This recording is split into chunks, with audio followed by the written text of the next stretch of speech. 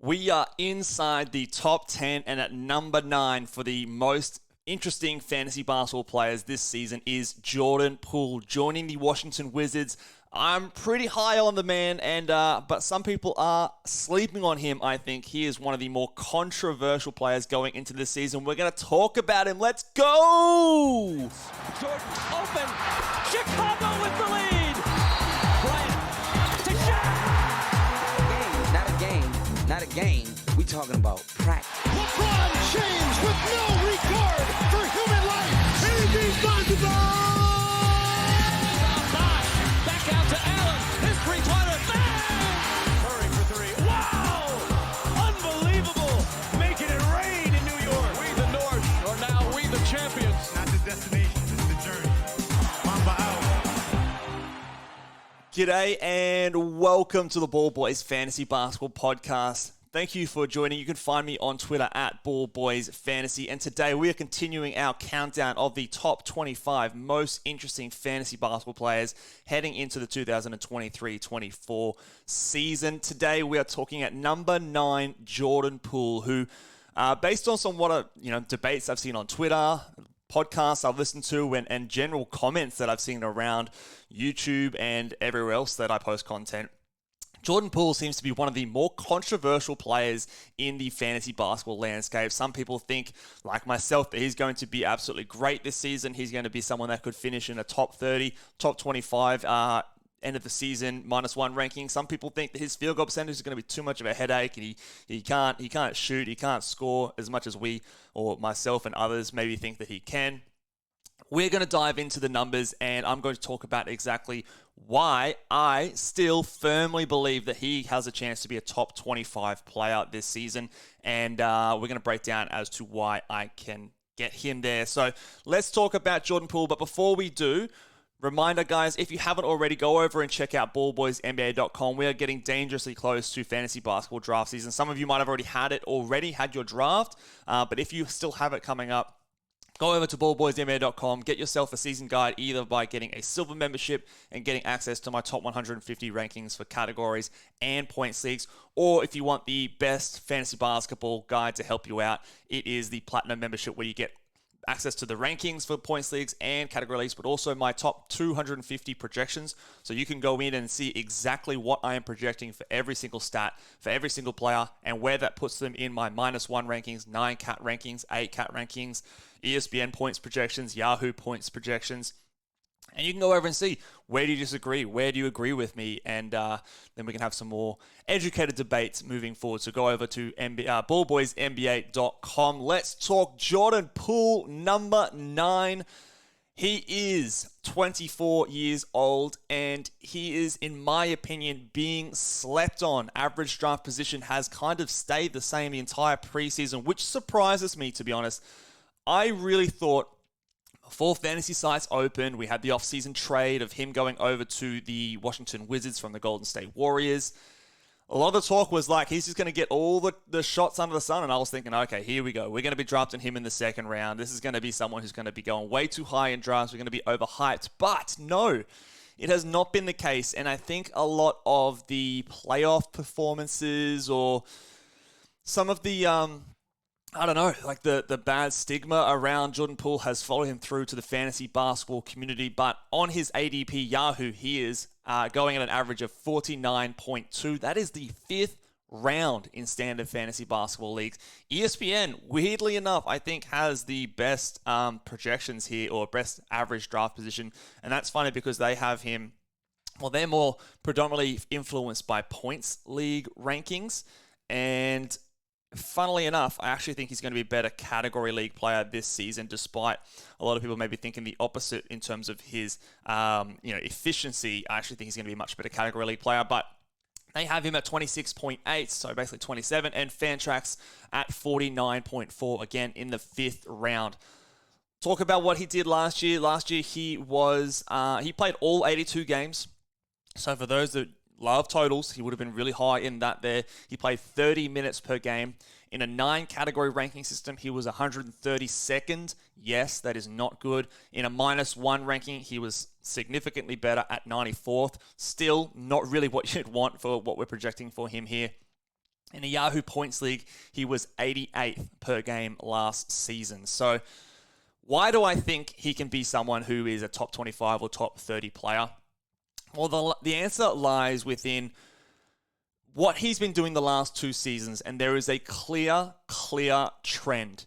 What he does as a starter versus what he does when he comes off the bench. Jordan Poole was actually in my top 10 bust list last season, and we were drafting him, I think, at about 60, I want to say 64 was his ranking last season on Yahoo when I did that top 10 bust video. And I ended up being correct, okay? The previous season, Jordan Poole was on my sleeper list because it was his breakout year. He came into the preseason, started dominating.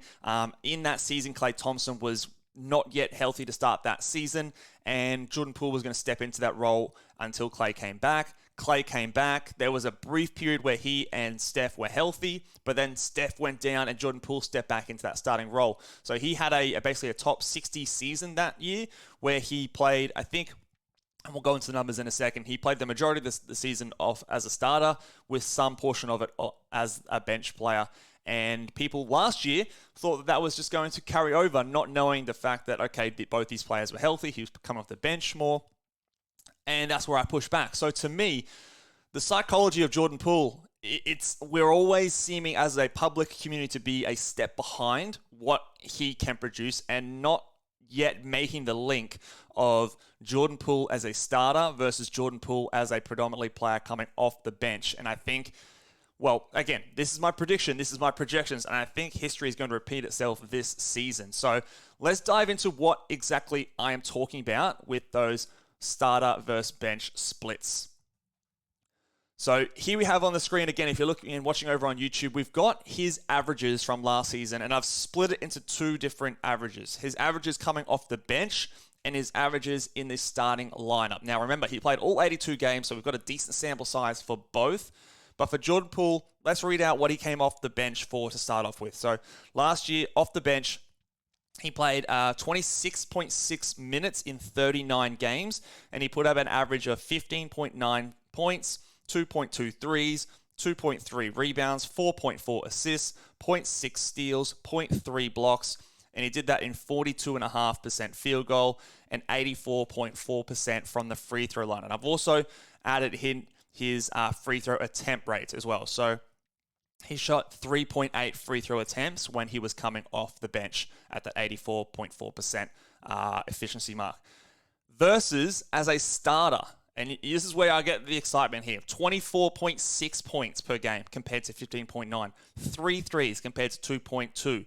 3.1 rebounds, 4.6 assists, pretty similar. 0.9 steals, 0.3 blocks, exactly the same. 43.3% from the field and 88.4% from the free throw line on 6.2 free throw attempts. That was in 33 minutes and across 43 games. So he did play 4 more games as a starter than he did as a bench player. And you can see there clearly, he plays much better as a starter. He obviously got more minutes, so an extra 6.4 minutes per game, which increased his scoring basically by 9 points per game. He had an extra 0.8 threes, an extra 0.2 assists, extra 0.3 steals. He got an extra, 2.4 free throw attempts. His free throw percentage was better. Everything just seemed to be better when he started last season, and he put up a much better fantasy line. Now, if you can average 25 points, hit 3 threes, average 4.5 assists, nearly a steal per game, and shoot 88% on 6 attempts, that's a bloody good fantasy player. Like, that is nothing to sort of turn your nose up. If we compare that to a few other numbers across the board with a few other players, there are some pretty similar numbers to players like Devin Booker, like a Donovan Mitchell. Now, I know Mitchell had the steals a little bit more. Both those players scored slightly more. But those numbers are not that far away, and that's on a team at Golden State where he's playing next to, a lot of the times, one of Steph Curry, Klay Thompson, Draymond Green, who gets a lot of assists there as well, in a system where, and I've seen a lot of interviews about it, where they're really trying to contain Jordan Poole, and sort of he's playing next to these great players. He's not the focal point of their offense. He is someone that is a complementary piece to their core, Andrew Wiggins as well is another player who gets a lot of shots. So he's going to a situation in Washington where, yes, you've got Kyle Kuzma, but outside of that, who have you got? Bilal Coulibaly, you've got Tyus Jones, you've got Daniel Gafford potentially as your starting lineup. Those guys aren't commanding shots. They're not Steph Curry. They're not Klay Thompson. They're not Andrew Wiggins. So you are going to see, in my opinion, a higher minutes per game and a higher usage rate. Now, he already, in last season's year where he put up those numbers, the usage was pretty similar in the starting role versus off the bench. So actually, as a reserve, he was a 30% usage guy. As a starter, he was 29.6% usage. So the usage was sky high. If we also, and I'm going to go back another season, if we go to the 2021-2022 averages, again, splitting them into off the bench and as a starter, the trend continues. So as a bench player 2021-22, he averaged 13.7 points, 1.8 threes, 2.8 rebounds, 3.6 assists, 0.6 steals, 0.3 blocks, shot 48% from the field, so obviously much better. 90.3% from the free throw line on 2.5 attempts. Now that was in 25.4 minutes per game, so slightly less off the bench that season than last year, and that was in 25 games. Compared that to the games where he was starting, again, this was where first half of the year Klay was out, second half of the year, or last third of the year, Steph was out. He put up averages of 20.8 points, 3.3 threes, 3.7 rebounds, 4.2 assists, 0.9 steals, again, 0.3 blocks, 43.8% from the field, 93.1% from the free throw line on 4 attempts per game. And again, this was in 32.3 minutes across 51 games. So again, a big difference between him coming off the bench and him starting. So over 7 points per game difference, over 1.5 threes improvement coming as a starter versus coming off the bench. 0.6 assists better. The free throw percentage went from 2.5 to 4 attempts per game. So big improvement there. He is clearly a player that prefers to start, have a bit more of that freedom, be a bit more of that go-to guy when it comes to the offensive side of the ball. And again, this was his coming out party. Like that season there was where he really put himself on the map. He, announced himself in the preseason that year. It was a player that I got excited about that season. It was an early adapter. Again, he was on my sleepers list. He was going at around the 100 mark.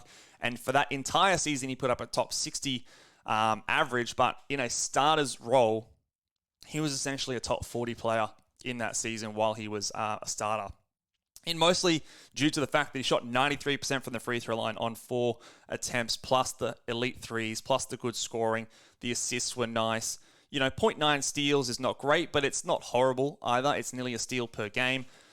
So there's a lot to like. There's a lot to like there. So if we look at Jordan Poole, he is going to be, in my opinion, a guaranteed starter for the entire season as long as his team is not tanking. So he is going to be putting up a lot of shots. He's going to be getting a lot of usage on this team. I think he and Kyle Kuzma are going to be getting the bulk of the usage run through them at any point during the game. So if we just look at those averages and we look at the two starting averages, 32.3 minutes in 21-22, 33 minutes in last season. I think you can even whack on another 1 or 2 minutes per game this season to get him to 34 or 35 minutes per game, just because, again, Washington, how are you scoring outside of Kyle Kuzma and Jordan Poole? I think they're going to play a lot of minutes, so I am using those stat lines from last season, 24.6 points, 3 threes, 4.5 assists, 0.9 steals, 6.2 free throw attempts, 88% from the free throw line as kind of like a minimum. And when we add, even if we just scale it up by an extra 2 minutes, the numbers just come out at a really, really good rate. And if we just look over, and I'll bring us over onto Basketball Monster here in a second, just want to go through again the game log so you can kind of see the clear difference game by game, what he was doing as a starter versus coming off the bench. And I'm not sure if it's a confidence thing, if it's I don't know, an ego thing or something that the team just required him to do when some of those other guys were out and he was forced into a starter's role. But remember, he will be required to do this every night this season on the Wizards. So if I just bring this up, we are over here on Basketball Monster. So again, started the year quite shaky, but remember, he was coming off the bench. So 12 points, 7 points. He had a 24-point game there. That's fine. 17, 11, 24. And then he gets this start here against Detroit, played 36 minutes, 30 points, 5 threes, 3 rebounds, 4 assists, 2 steals, 100% from the free throw line on 5 attempts. Okay, goes back to a bench, 9 points, 11 points, comes back off the starts again, 20 points, 9 assists, and hits 100% from the free throw line on 7 attempts. Back to the bench, 2 points, 3 assists. Okay, back to the bench, 18, starts, 36, 5 threes.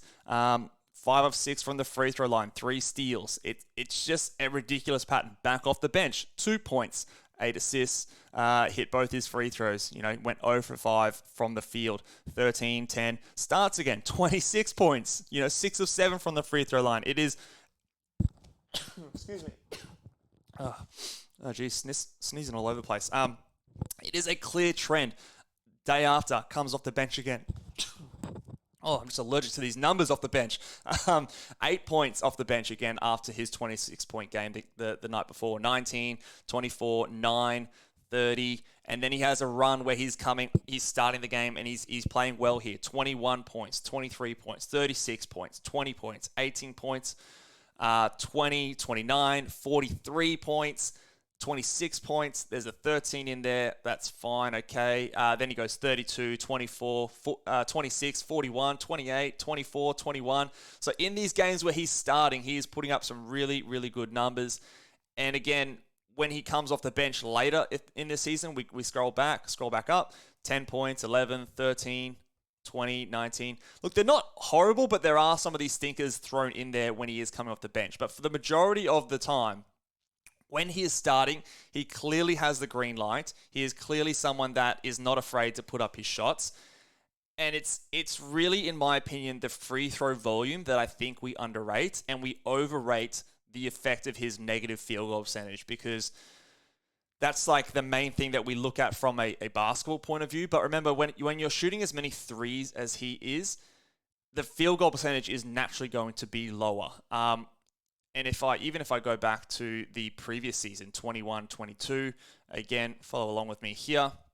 Starts the season a little bit shaky. This is his first time starting in the NBA. 29, 22, 10, 9. And then he starts to get his confidence, right? So 14, 31, 26, 25, 16, 14, 13, 17. Little dry spell there. But then he really steps it up a gear. 32, 33, 17, 14, 17, 28, 14, 12, 20, 23. Clay then starts to come back. His minutes trend down, and he's putting up some poorer lines. But then Steph goes out towards the end of the season and again finishes the year on fire. 30 points, 20 points, 29, 28, 26, 30, 24, 26, 25, 38, 31, 22, 19, 18, 22, all to finish the season. All on great free throw percentage, volume, and efficiency. Excellent threes. Like if we look through these threes, 5 threes, 1, 6, 4, 5, 7, 4, 1, 3, 7, 6, 4. It's great numbers. It really is. And again, it's the big difference between him starting and coming off the bench. So I probably beat that horse to death there, but you can really tell the difference, in my opinion, just looking through his game logs, looking through the stats, comparing those two things to when he can start and when he comes off the bench in terms of his scoring, his three-point volume, and his free throw percentage volume, which to me are his big strengths. In terms of my projections and where I get him to. Now remember, when I do my projections and my rankings, I don't sit there and I don't put someone at a certain spot and justify it from there. I project the player out. I go in and I decide, okay, how many points is he going to score? How many shots is he going to take? How many threes is he going to do? How many minutes is he going to play? I project these stats, and then at the end of the day, after I've done my top 250 rankings and put the formulas in, this is where they come out, okay? And so for 9 category rankings, if you take into account his poor field goal percentage, he will be someone that comes out more towards that 40 range, which again, compared to his ADP, is still a little bit of value. But again, I don't think that's how we should be ranking him. In a -1 setting, he comes out as a top 30 player. In an 8 category ranking, he comes out as a top 30 player as well. And if we just think about, I don't think I've gone too crazy here. I've got him averaging 25.5 points per game. Again, as a starter last year, he was nearly at that. He was 24.6, if I bring it back. Where was that round? So yeah, he was 24.6. I've got him averaging an extra 0.9 points per game compared to his starter last year. I've got him at 3.1 threes. Again, an extra 0.1 threes versus a starter. 3.5 rebounds, an extra 0.4 rebounds. 4.9 assists, so an extra 0.3 assists. Steals are at 0.9, the exact same. Blocks are at 0.3, the exact same. I've got him shooting 43.6% from the field. Again, 0.6% extra field goal percentage. And I've got him shooting 89.2% from the free throw line, kind of an average between last season and the season prior. And I've got him shooting 7.1 attempts, so an extra 0.9 attempts from the free throw line, with an increased usage being the main guy there. I think he will get to the line a bit more. So I don't think any of those things are crazy. In fact, I could argue that he could do much better than this, given the fact that he is the main guy over in Washington. But even with all those just modest, like 0.9 extra points per game compared to his starting numbers last year, he comes out, like I said, as a top 30 player in -1 rankings, top 30 player in 8 cat rankings. And it is really due to that free throw percentage volume. So I'm going to do a show later in the season, or later this week, I should say, on the best players in each category. And he comes out as the 4th best contributor. Actually, hold on. Let me double check that. He comes out, yes, as the 4th best contributor in free throw percentage value, just because he is someone that can shoot 90% from the free throw line, and he gets there to the line a decent amount. So I really do think that that is the underrated part of his game. And I feel like we're over-criticizing him for his poor field goal percentage. Like, you don't see someone like Fred VanVleet getting criticized for his poor free throw field goal percentage value. He's still someone that gets drafted in the, 2nd and 3rd round. Like someone like... who else is a poor? Like Trae Young. Again, his field goal percentage is going to be very similar to a Jordan Poole. We're still drafting him in the 2nd round. Anthony Simons is going to be terrible from the field goal percentage. I don't feel like he's getting the same negativity against him. Who else is someone else? Paul George is a really close sort of player in that regard. Devin Vassell, Cade Cunningham. All these players seem to escape that, he's going to kill you from the field narrative. But a lot of those guys, outside of maybe Trae Young, don't have the supreme positive on the free throw percentage line. And I think that, again, we're really underrating that aspect of his game. So every time I do one of these top 25 rankings, it kind of is a good opportunity for me to go back, look at my projections, look at the stats that led me to that direction, make sure I'm not just going crazy, fact-checking myself. You guys can fact-check me, and I'm presenting these stats and things to you, and you guys can make up your own mind. But I've gone back and I've done this one for Jordan Poole, and to me, it's only reaffirmed and made my opinion stronger that I think that he is being underrated. He is someone that is going too late in drafts. And even if you're not punting field goal percentage, if you get him in the 40s, I think it's great value. The free throw percentage volume, we've talked about statistical scarcity. It is extremely hard to find positive free throw shooters on that level of volume outside the first 2 rounds. And the scoring, again, very hard to find scorers of 25 points per game outside the first 2 rounds. So to me, he is someone that absolutely should not escape the 4th round. I'd be very happy in a punt field goal percentage or an 8 category league to grab him in the 3rd round.